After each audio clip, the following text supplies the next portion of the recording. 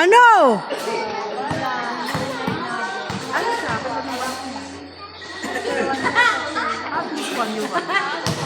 Bakasyon yun. Opo.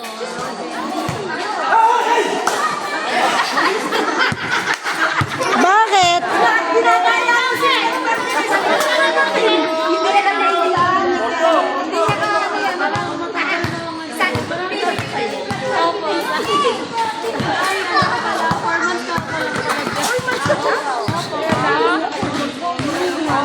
Oh! Oh! Oh! Amazing! Wow! Inspired! Inspired ba? Expired! Nalilito kung kanino ibibigay ang bola. Kinuha ulit. Naagaw ng kalaban, Brad Randy. Dapat may narrator dito. Muling naagaw ng kalaban, hawak ngayon ni Brad Teddy ang bola. Hindi alam kung kanino ipapasa, ipinasa kay Brad Michael. Brad Michael, hawak niya ang bola. Kinuha ni Brad.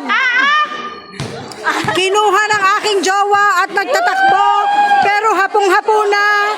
Ipinasa. Shoot! Inspired! Nag-aagawan ng dalawa, hindi maagaw ni Brad Randy kay Brad Teddy. Kahit gaano ka gusto niyang agawin, ipinasa kay Brad Michael, pinasa kay Brad Marco, kinuha ulit ni Brad Marvin. Shot by Brad Marvin Urisa. Okay, ipinasa ang bola kay Kuya, nagigil sa paglalaro. At kay Brad Randy, medyo sumobra ng kaunti. Ang hirap palang ano tag dito, host, announcer. Hindi naman. Pinasa kay Kuya Mark by Brad Larry Asaitono. Asan? Hawak ni Kuya ang bola. Ipinasa kay Brad. Kanino to?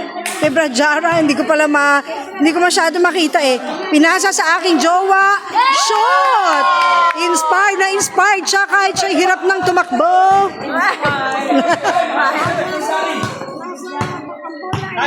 Na kay Brad Michael. Hindi alam kung kanino ipinasa kay Brad Marco.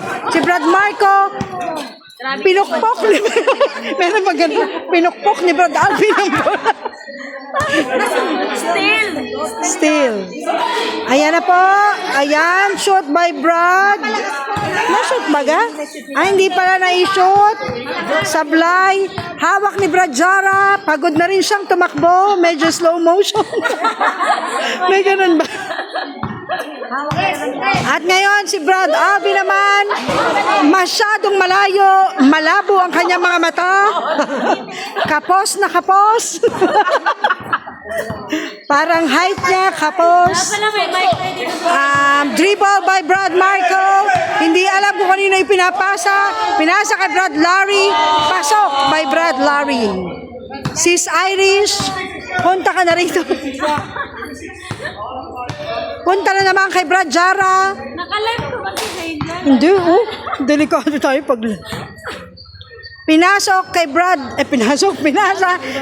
Randy. Punta na naman kay Kuya. Pasa naman kay Brad. Sino yun? Brad Jara. Shot by Brad Jara.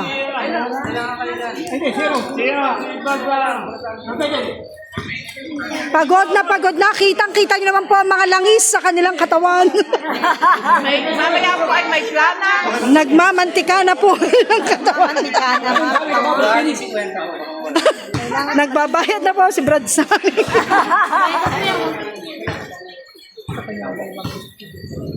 Ang bola kasalukuyan ay na kay Brad Teddy.